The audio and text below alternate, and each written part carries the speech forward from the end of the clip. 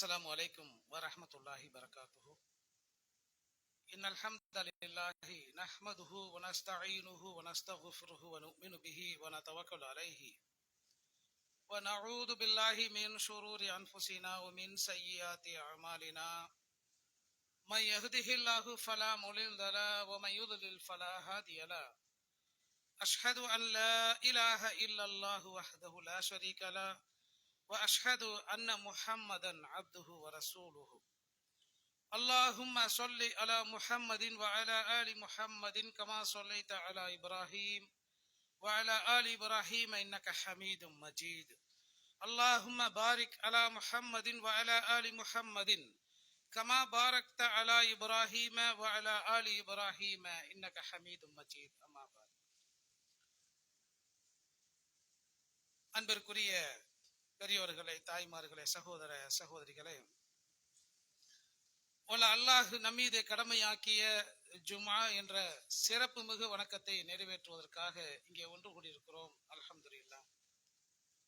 இந்த சிறப்பான வேளையிலே ஏக இறைவனாம் அல்லாஹ்வினுடைய அருளும் சாந்தியும் அவனுடைய இறுதி தூதர் நபிகள் நாயகம் ஸல்லல்லாஹு அலைஹி வஸல்லம் அவர்கள் மீதும் அவர்களை உண்மையுடன் பின்பற்றிய சத்திய நபி தோழர்கள் மீதும் மார்க்கத்தின் செய்திகளை பாதுகாப்பதில் தங்களை அர்ப்பணித்துக் கொண்ட இமாம்கள் மீதும் அல்லாஹுடைய கட்டளைக்கு அடிபணிந்தவர்களாக உரிய நேரத்தில் முழுமையான ஜும்மாவுடைய நன்மைகளை அடைய வேண்டும் என்பதற்காக வருகை தந்திருக்கிற நம் அனைவர் மீதும் அந்த ஏக இறைவனின் அருளும் சாந்தியும் என்றென்றும் நிலவட்டுமாக என்று துவா செய்தவனாக இந்த ஜும்மா உரையினை ஆரம்பம் செய்கின்றேன். அன்புமிக்க பெரியோர்களே, சகோதரர்களே, இஸ்லாமிய மாதங்களில் இப்போது நாம் அடைந்திருப்பது முஹர்ரம் என்கிற மாதத்தை அடைந்திருக்கிறோம். இந்த முஹர்ரம் மாதத்தினுடைய 5வது நாளில் நாம் இன்று இருக்கிறோம். முஹர்ரம் என்பது பொதுவாக எல்லா இஸ்லாமிய மக்களுக்கும் அறிமுகமான ஒரு மாதம். 12 மாசத்துல சில மாதங்கள் தான் முஸ்லிம்களுக்கு பெயர் ஞாபகம் இருக்கும். ரமலான், துல்ஹஜ், முஹர்ரம், இந்த மாதிரி சில மாதங்கள் மட்டும்தான் ஞாபகத்தில் இருக்கும். அப்படி முக்கியமான ஒரு மாதமாக முஹர்ரம் மாதம் இஸ்லாமிய மக்களால் பார்க்கப்படுகிற ஒரு மாதம். திருமறை குர்ஆன் நமக்கு சொல்லுகிறது, அல்லாஹ் சொல்லுகிறான், இன்ன இத்தத்த ஷுஹூர் இன்தல்லாஹ், அல்லாஹ்விடத்திலே மாதங்களுடைய எண்ணிக்கை என்பது இஸ்னா அஷர ஷஹ்ரன், 12 மாதங்கள் ஆகும். ஃபீ கிதாபில்லாஹி யௌம ஹலக்க ஸமாவாதி வல் அர்ல, வானங்கள் பூமி படைக்கப்பட்ட நாளில் இருந்தே அல்லாஹுடைய பதிவேட்டில் மாதங்களின் எண்ணிக்கை 12. மின்ஹா அர்பஅத்துன் ஹுரும், அந்த 12 மாதங்களில் 4 மாதங்கள் புனிதமானவை என்று அல்லாஹ் திருமறை குர்ஆன்ல சொல்றான். அந்த புனிதமான 4 மாதங்களில் முஹர்ரம் என்பதும் ஒரு மாதம்.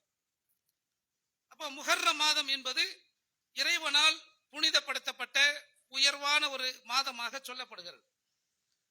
இந்த புனித மாதம் என்பது பல்வேறு சிறப்புகளை அடக்கியதாக, பல்வேறு சிறப்புகளை கொண்டதாக இருக்கிறது. அதுல மிக முக்கியமானதாக நாம பார்க்க வேண்டியது என்னவென்று சொன்னால், முஹர்ரம் என்று சொல்லும் போதே நாம மூசா அலைஹிஸ்ஸலாம் அவர்களுடைய வரலாறுகளை பார்ப்போம். இன்றைக்கு நடைமுறையில இஸ்லாமிய மக்களால் இந்தியாவில இன்னும் பல பகுதிகளில் முஹர்ரம் என்பது எப்படி பார்க்கப்படுகிறது என்று சொன்னால், இந்த முஹர்ரம் 10வது நாளில் நபிகள் நாயகம் ஸல்லல்லாஹு அலைஹி வஸல்லம் அவர்களுடைய பேரர் ஹசன் ரலியல்லாஹு அன்ஹு அவர்கள் கொல்லப்பட்ட தினம். ஆகவே அது ஒரு துக்க தினம். அந்த முஹர்ரம் 10வது நாள் துக்க தினமாக இன்றைக்கு முஸ்லிம்களில் ஒரு பிரிவால் அனுஷ்டிக்கப்படுவதையும், இது யாரால் மிக விமரிசையாக கொண்டாடப்படுகிறது என்று சொன்னால் ஷியாக்கள். இந்த ஷியாக்களுடைய பாதிப்பு எங்கெல்லாம் இருக்கிறதோ இந்த முஸ்லிம்கள் இருக்குது.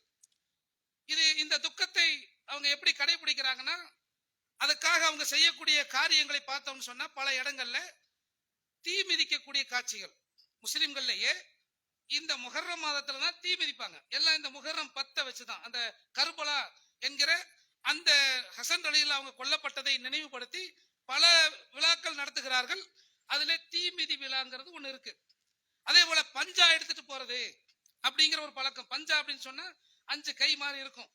அது அவங்களுடைய ஒரு நம்பிக்கைப்படி முகமது, அதாவது 5 பேரை சொல்றாங்க. முகமது, அலி, பாத்திமா, ஹசன், ஹுசைன் அப்படின்ட்டு இந்த 5 பேர், அந்த 5 தான் பஞ்சான்னு சொல்லுது. பாஞ்சுன்னு உருதுல ஹிந்தியில வந்து 5. அப்ப இந்த பஞ்சாவை எடுத்துட்டு போவாங்க. இந்த பஞ்சாங்கிறது எப்படி எடுத்துட்டு போறாங்கன்னா, பிற மத சமுதாய மக்கள் எப்படி விநாயகர் சதுர்த்தியை கொண்டாடுகிறார்களோ அதற்கு சற்றும் குறைவில்லாத வகையில் எடுத்துட்டு போறதை பார்க்கிற பஞ்சாவை ஊர்வலமா எடுத்துட்டு போய் அது நீர்நிலைகளை கரைக்கிறது அப்படிங்கிற ஒரு வழக்கம் முஸ்லிம்கள் இருக்கிறத பார்க்கிறோம். இது போன்று யார் இறந்து போனாலும் அவருடைய துக்கத்தை இப்படி காலம் கடந்து அனுஷ்டிப்பதற்கு இஸ்லாம் நமக்கு அனுமதிக்கிறதா அப்படின்னு பார்த்தோம்னா, நபிகள் நாயகம் ஸல்லல்லாஹு அலைஹி வஸல்லம் அவங்க சொல்றாங்க, எந்த ஒரு மனிதருடைய மரணத்திற்காகவும் 3 நாட்களுக்கு மேல் துக்கம் அனுஷ்டிக்க கூடாது. கணவன் இறந்தால் அந்த இறந்த கணவனுடைய மனைவி 4 மாதம் 10 நாள் இத்தா இருக்கணும். இதை தவிர மற்ற யாரும் எந்த ஒரு மனிதருக்காகவும் 3 நாட்களுக்கு மேல் துக்கம் அனுஷ்டிக்க கூடாது. இஸ்லாம் தெளிவாக வரையறுத்து சொல்லி இருக்கிறது. ஆனால் இந்த ஷியாக்களால் ஏற்படுத்தப்பட்ட பாதிப்பு இன்றைக்கு 1000 ஆண்டுகளை தாண்டியும் முஹர்ரம் 10 வந்துவிட்டால் அது துக்க நாளாக இன்றைக்கு அனுஷ்டிக்கப்படுகிற ஒரு மோசமான சூழ்நிலை பார்க்கிறோம். இன்னும் சொல்ல போனால் தௌஹீத் பிரச்சாரம் என்பது மக்களுக்கு மத்தியிலே சேருவதற்கு முன்னால் முஹர்ரம் என்று சொன்னால் கர்பலாவை தான் பேசுவார்கள். கர்பலா தான் பேசப்படும். ஆனால் உண்மையில் என்ன பேசப்பட வேண்டும்? கர்பலா அல்ல. கர்பலா என்பது வரலாற்றில் நடந்த ஒரு மோசமான நிகழ்வு என்று நாம் எடுத்துக்கொண்டாலும், அதிலிருந்து என்ன படிப்பினைகள் பெற வேண்டுமோ அது படிப்பினைகள் எடுத்துக்கொண்டாலும், அது இன்று வரை துக்கம் கொண்டாடக்கூடிய நிகழ்வா? அந்த துக்கத்தை வெளிப்படுத்துவதற்காக சாட்டைகளால் உடம்ப கீறி கிழிச்சுக்கிட்டு துக்கத்தை வெளிப்படுத்துகிற இந்த முறை இஸ்லாமிய முறையா? நபிகள் நாயகம் ஸல்லல்லாஹு அலைஹி வஸல்லம் சொல்றாங்க, லைஸ மின்னா மன் லரபல் ஹுதூத வஷக்கல் ஜுயூப வதஆ பி தஅவல் ஜாஹிலியா. துக்கத்தை வெளிப்படுத்தும் போது அறியாமை கால சொற்களை பேசி தன்னைத்தானே கீறி கிழித்துக் கொண்டு இப்படி துக்கத்தை வெளிப்படுத்துகிறானே, அவன் நம்மை சார்ந்தவன் இல்லை. துக்கத்தை வெளிப்படுத்தணும்னா அழுகலாம். அழுவதை தாண்டி ஒப்பாரி வைப்பது, அறியாமை காலத்துல ஒப்பாரி வைக்கிறது ஒரு பழக்கம் இருந்துச்சு. நபிகள் நாயகம் ஸல்லல்லாஹு அலைஹி வஸல்லம் இஸ்லாத்துக்கு வருகிற பெண்கள் இருப்பாங்கல்ல, ஆண்கள்கிட்ட பையத்து வாங்குவாங்க, உறுதிமொழி கேட்பாங்க. அல்லாஹ் மட்டும் வணங்குவேன், திருட மாட்டேன், உபச்சாரம் பண்ண மாட்டேன் அப்படின்னு உறுதிமொழி வாங்குவாங்க. இது போன்று பெண்கள்கிட்ட உறுதிமொழி எடுக்கும் போது கூடுதலா ஒண்ணு சேர்த்து எடுப்பாங்க, என்னன்னா ஒப்பாரி வைக்க மாட்டேன். ஏன்னா ஒப்பாரி வைக்கிறது கலாச்சாரத்துல யார் இறந்து போனாலும் அவங்களுக்காக ஒப்பாரி வைக்கிறது ஒரு பழக்கம் இருந்திருக்கு. அதனால நபிகள் நாயகம் ஸல்லல்லாஹு அலைஹி வஸல்லம் சொல்றாங்க, ஒப்பாரி வைக்கிறது, சட்டையை கிழிச்சுக்கிறது, இது எல்லாம் அறியாமை காலத்தின் செயல்கள். துக்கத்தை வெளிப்படுத்தும் போது இப்படி ஒருவர் வெளிப்படுத்தினால், ஒப்பாரியில உடம்ப கிழிச்சுக்கிறது, சட்டையை கிழிச்சுக்கிறது என்று வெளிப்படுத்தினால், லைஸ மின்னா, அவர் நம்மை சார்ந்தவர் இல்லை, அவர் இஸ்லாத்தை பின்பற்றல. இவ்வளவு தெளிவாக நபிகள் நாயகம் ஸல்லல்லாஹு அலைஹி வஸல்லம் அவர்கள் சொல்லி இருந்தும் அல்லாஹ்வுடைய தூதருடைய கட்டளைக்கு மாற்றமாக துக்கத்தை வெளிப்படுத்துகிறோம் என்று தவறாக 1000 ஆண்டுகள் கடந்த பிறகும் துக்கத்தை வெளிப்படுத்துறது தப்பு. அந்த துக்கத்தை இப்படி வெளிப்படுத்து என்று நபி அவர்களுடைய கட்டளைகளுக்கு மாற்றமான ஒரு முறை இஸ்லாமிய மக்கள்ல ஒரு சில பகுதிகளில் இன்றும் நடைமுறைப்படுத்தப்படுவதை பார்க்கிறோம். ஆனா உண்மையில் இதுக்காகத்தான் முஹர்ரமா என்று சொன்னால் நிச்சயமா கிடையாது. முஹர்ரம்ங்கிறது என்ன, அது எவ்வளவு சிறப்பு வாய்ந்த, அதிலிருந்து நாம படிப்பினைகள் பெற வேண்டிய விஷயங்கள் எவ்வளவு இருக்கிறது. நபிகள் நாயகம் ஸல்லல்லாஹு அலைஹி வஸல்லம் அவர்கள் மக்காவிலிருந்து மதீனாவுக்கு ஹிஜ்ரத் வருகிறார்கள். ஹிஜ்ரத் வந்து யூதர்களை பார்க்கிறாங்க. யூதர்கள் இந்த முஹர்ரம் 10வது நாள நோன்பு வைத்து கொண்டாடுகிறார்கள். அவங்க சந்தோஷமா இருக்கிறாங்க. என்ன விஷயம், என்ன உங்களுக்கு மகிழ்ச்சி, என்ன நோன்பு?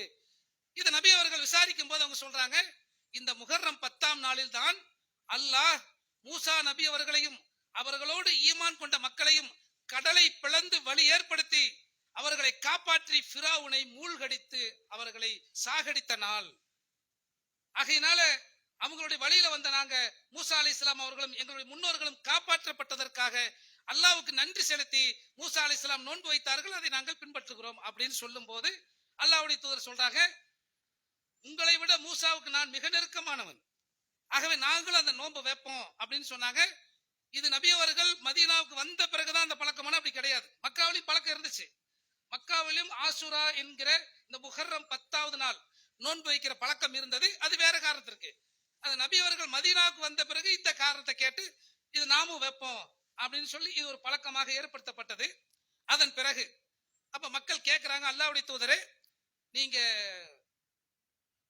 யூதர்களுக்கு மாறு செய்ய சொன்னீங்களே, இப்ப அவங்களும் நாமளும் 10ஆம் நாள்ல நோன்பு வைக்கிறோம், அவங்க கூடயே போற மாதிரி தெரியுது அப்படின்னு சொல்லி அந்த கேள்வி கேட்கும் போது அல்லாஹ்வுடைய தூதர் சொல்றாங்க, அடுத்த வருடம் நான் உயிரோடு இருந்தால் பிறை 9லும் நோன்பு நோற்பேன் அப்படின்னு சொல்லி நபிகள் நாயகம் ஸல்லல்லாஹு அலைஹி வஸல்லம் யூதர்களுக்கு மாறு செய்யும் விதமாக பிறை 9, பிறை 10 ஆகிய 2 நோட்கள், யூதர்கள் ஆசுரா என்கிற 10வது நாள் மட்டும், நாம இனிமே 9, 10 ஆகிய 2 தினங்கள் நோன்பு வைப்போம் என்று அல்லாஹ்வுடைய தூதர் சொன்னார்கள். அடுத்த ஆண்டு உங்க உயிரோட இல்ல அப்படிங்கிற செய்தி. இதுல நாம பார்க்க வேண்டிய விஷயம் என்னன்னா, முஹர்ரம் 10வது நாள் ஆசுராவுடைய நாள் என்பது அல்லாஹ் தஆலா தன்னுடைய பேராற்றலை மனிதர்களுக்கு நேரடியாக வெளிப்படுத்திய நாள். மூசா அலைஹிஸ்ஸலாம் அவர்களும் அவர்களை பின்பற்றிய அந்த தோழர்களும் பனு இஸ்ராயல் கூட்டத்தாரும் அல்லாஹ்வுடைய இன்னைக்கும் நம்ம அல்லாஹ்வுடைய அற்புதத்தை பார்க்கிறோம். நமக்கு தெரியல, எல்லாமே அல்லாஹ்வுடைய அற்புதம் தான், அது நமக்கு புரியல. சில விஷயங்கள் வெளியிலிருந்து வரும்போது நமக்கு புரியும் இல்லையா? அது போன்று இவர்களுக்கு ஒரு இக்கட்டான நிலை. எப்படிப்பட்ட இக்கட்டு? ஃபிரௌன் என்பவன் தன்னை கடவுள் என்று பேசுகின்ற ஒரு சர்வாதிகாரி. தன்னை கடவுள்னு சொல்லாத சர்வாதிகாரிக்கிட்டே மாத்திக்கிட்டு நாம எவ்வளவு முழிக்கிறோம். நினைச்சா பணம் செல்லாதுங்கிறான், நினைச்சா அது கூடாதுங்கிறான், என்னென்னமோ பண்றான். அப்ப தன்னை கடவுள்னு சொல்லிக்காத ஒரு சர்வாதிகாரி, ஜனநாயக முறையில தேர்வு செய்யப்பட்ட ஒரு சர்வாதிகாரிட்டே நம்ம இவ்வளவு பாடுபடுறோம்னா, சர்வாதிகாரத்தின் மூலம் ஆட்சியை பிடித்த ஒரு ஒரிஜினல் சர்வாதிகாரி, அதோடு சேர்த்து அவன் பெருமையின் உச்சமா நான் தான் கடவுள் என்று சொல்லுகிறான். அத மறுத்து பேசினா அந்த நாட்டில் என்ன நடக்கும்? அப்ப மூசா அலைஹிஸ்ஸலாம் அவர்கள் அந்த ஃபிரௌன் இடத்துல, நீ கடவுள் கிடையாது, உன்னையும் என்னையும் அனைவரையும் படைத்த அல்லாஹ் தான் கடவுள் அப்படிங்கிற அந்த கொள்கையை பேசுகிறார்கள். இது ஒரு பெரிய பிரச்சனையா போய்கிட்டே இருக்குது.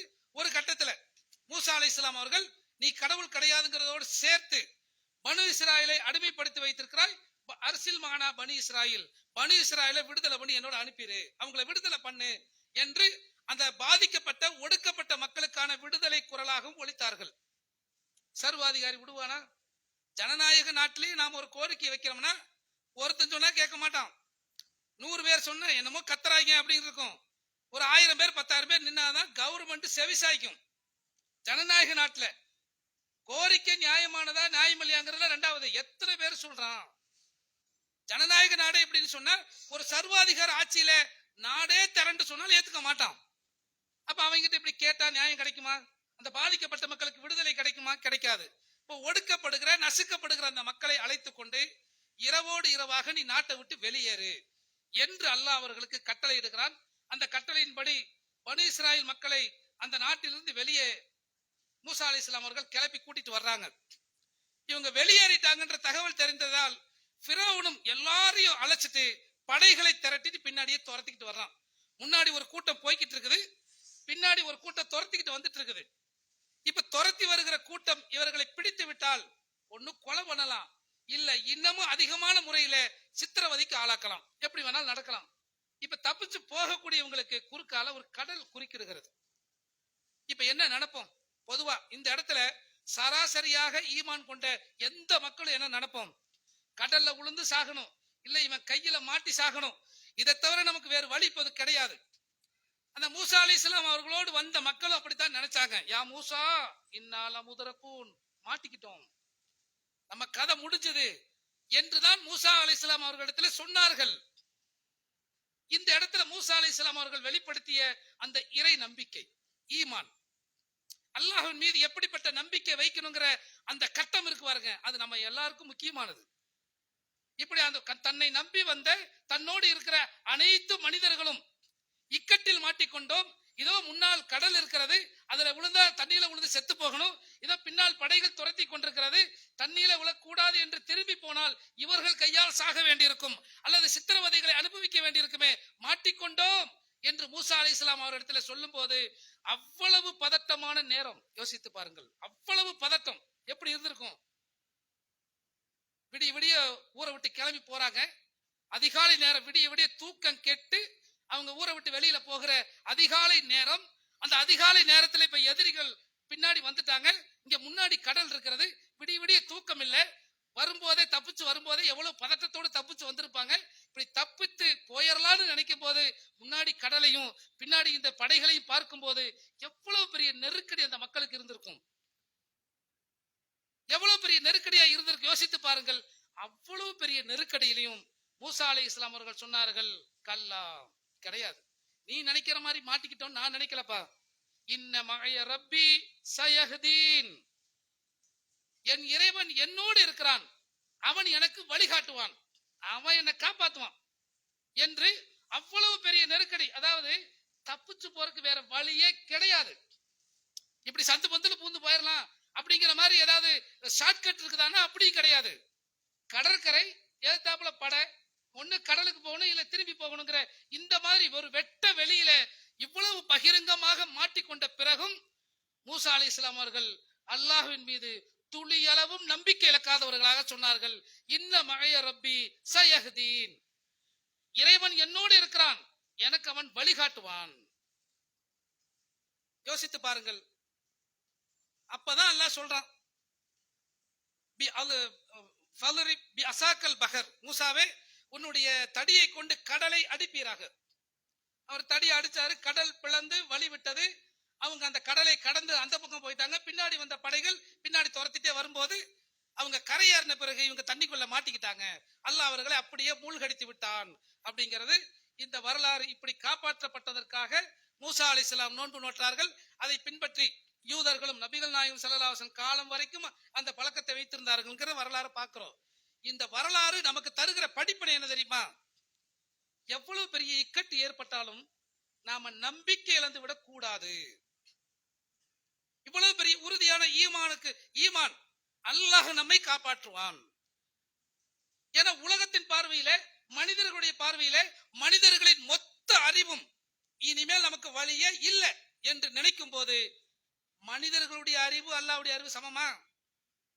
நம்முடைய அறிவு சொல்லுகிறது இனிமேல் நம்ம தப்பிக்க வழியே கிடையாதுப்பா, அவ்வளவுதான், முடிஞ்சது. ஆனால் அல்லாஹ் நாடினால் வழியை ஏற்படுத்துவான். இதுதான் நம்பிக்கை. அந்த நம்பிக்கையை தான் அந்த இடத்துல மூசா அலைஹிஸ்ஸலாம் அவர்கள் வெளிப்படுத்தினார்கள். இந்த வரலாறு நமக்கு சொல்லப்படுவதற்கு, திருமறை குர்ஆன்ல இந்த வரலாறு பல இடங்கள்ல சொல்லப்படுகிறது. இந்த வரலாற்றை திருமறை குர்ஆன்ல நமக்கு சொல்றது கதை சொல்வதற்காக அல்ல, மாறாக எவ்வளவு பெரிய இக்கட்டு ஏற்பட்டாலும் எப்படி அந்த இறை தூதர் இறைவன் மீது நம்பிக்கை இழக்காத உறுதிமிக்க ஈமானோடு இருந்தார்களோ, அதை போன்று யார் நம்பிக்கை இழக்காமல் இருக்கிறார்களோ, அல்லாஹ்வின் மீது தவக்கல் வைத்திருக்கிறார்களோ, அவர்களுக்கு அல்லாஹ் அவர்களுக்கும் உதவுவான். அப்படி உதவுவது அல்லாஹ்வுக்கு பெரிய கஷ்டம் கிடையாது. ஒரு கடலை பிளப்பது அல்லாஹ்வுக்கு பெரிய கஷ்டமா? நமக்கு பெரிய கஷ்டம் தான். ஒன்னா இருக்கிற கடலை ரெண்டா பிளந்து நடுவுல ஒரு பாதை ஏற்படுத்த வேண்டுமானால் அது நமக்கு மிக பெரும் சிரமம். கடலுக்கடியில் இன்னைக்கு பல சுரங்க பாதைகள் அமைத்திருக்கிறார்கள், ரயில் போக்குவரத்து இருக்கிறது. ஆனால் அதற்கெல்லாம் மனிதர்கள் கடும் சிரமப்பட்டு பல ஆயிரக்கணக்கான கோடிகளை கொட்டி கடுமையான உழைப்புகளுக்கு பிறகு அதை உருவாக்கி இருக்கிறார்கள். ஆனால் அல்லாஹ்வுக்கு அது பெரிய கஷ்டம் கிடையாது. ஆகுனா ஆயிட்டு போயிடும்.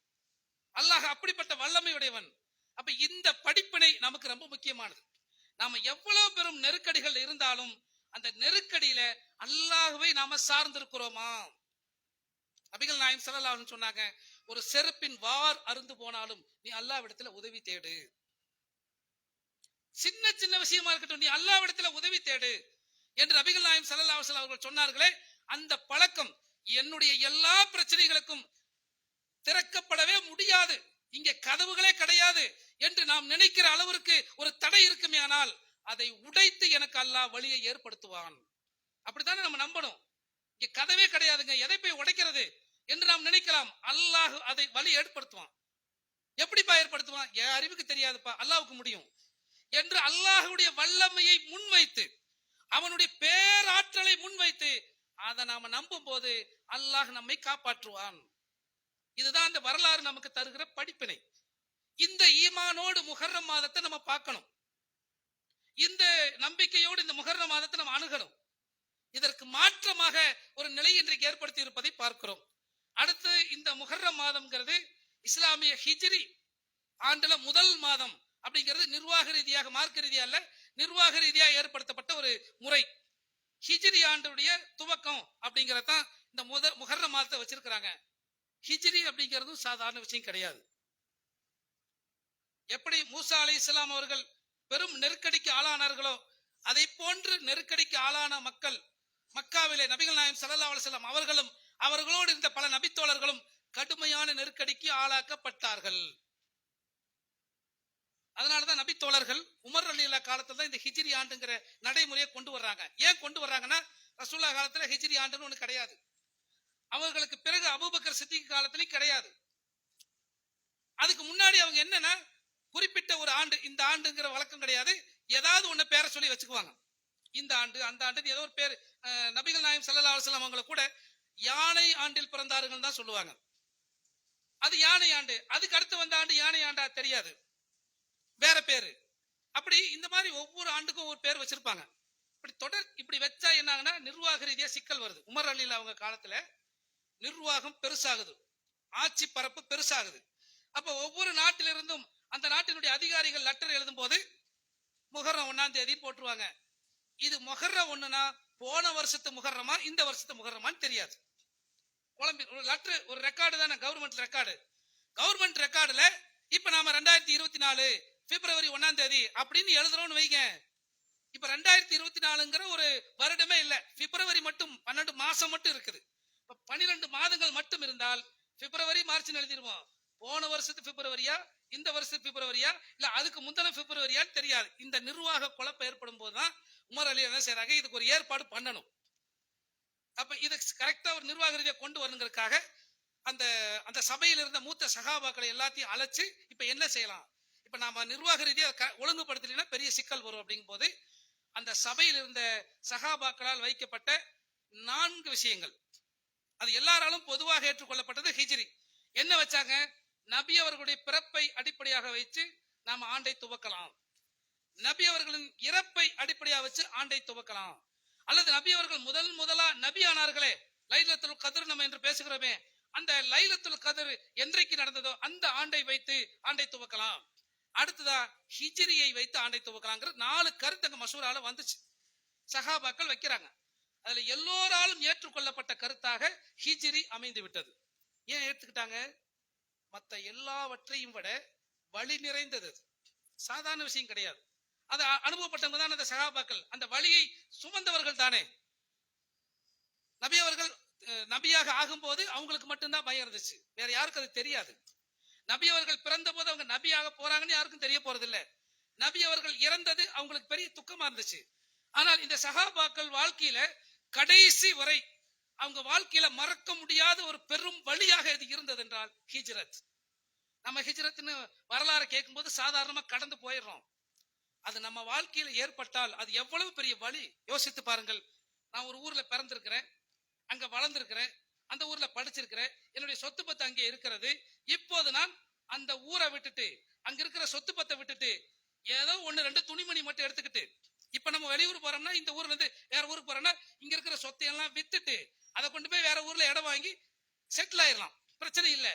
ஆனா அவங்க செஞ்ச ஹிஜ்ரத் எப்படிப்பட்ட ஹிஜ்ரத், அங்க இருக்கிற சொத்து பத்தி எல்லாம் விட்டுறணும். சரி, குடும்பத்தோடு வர முடியுமா? கணவன் ஈமான் கொண்டவராக இருந்தால் மனைவி விட்டுட்டு வரணும்.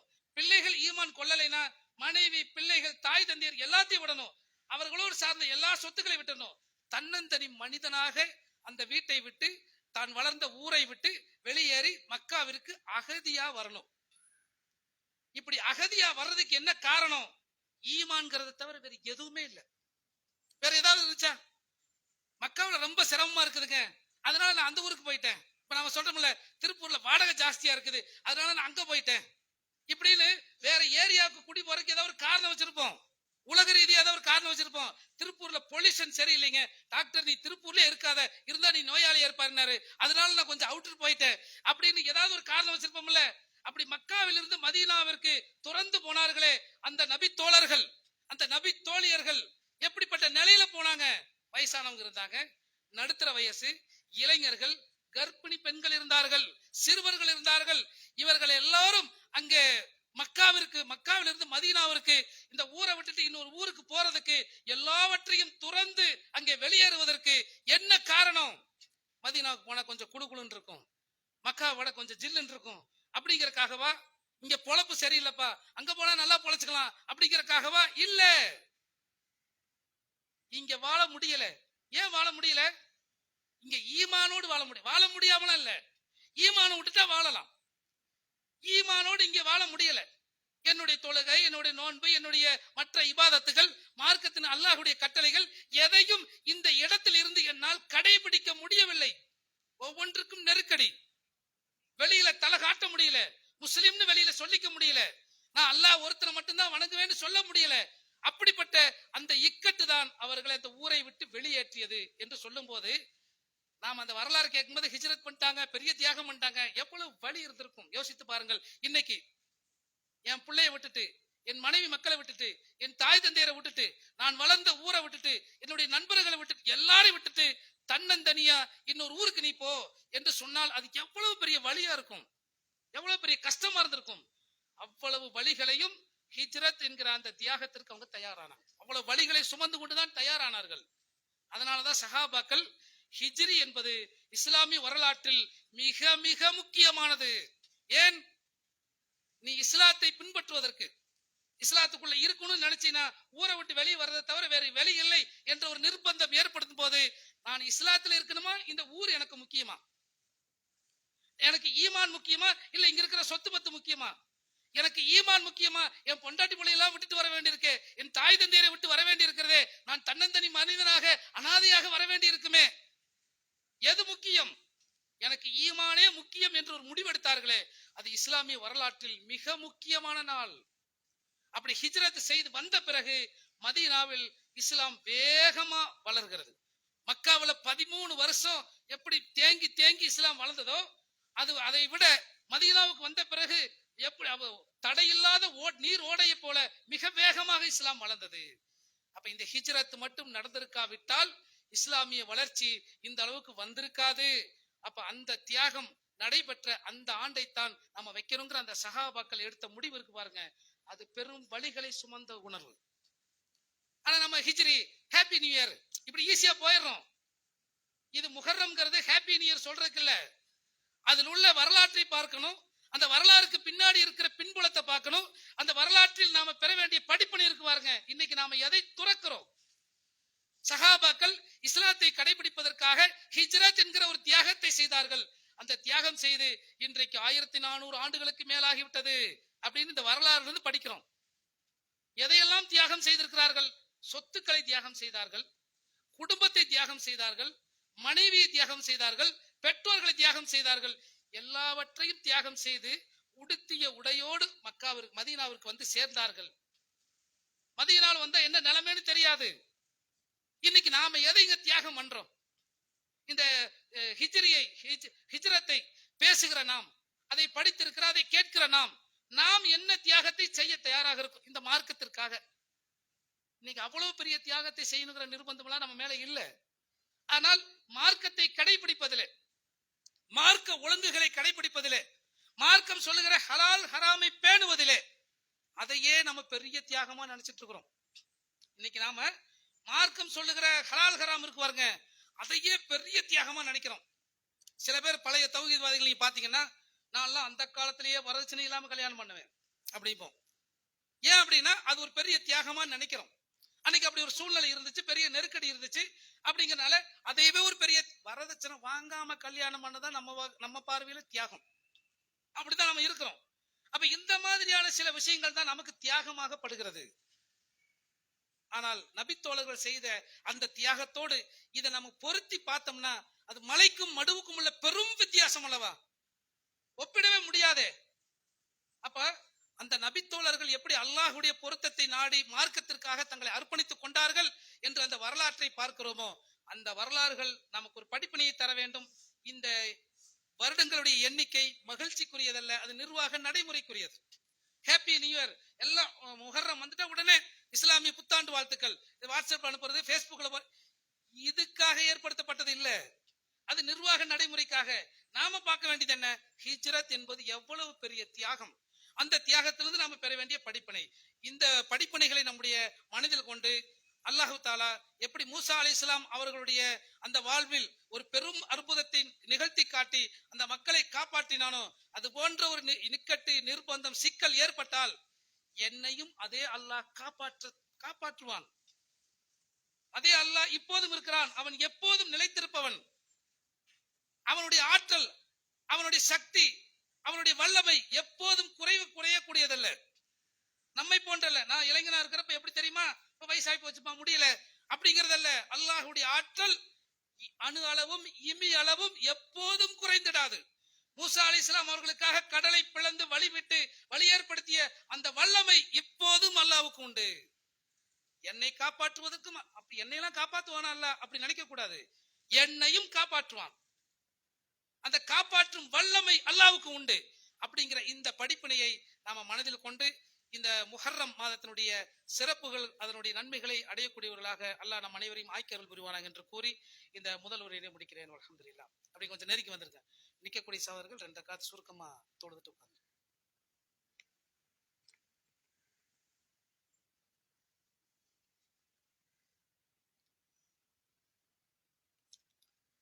அல்ஹம்துலில்லாஹ்.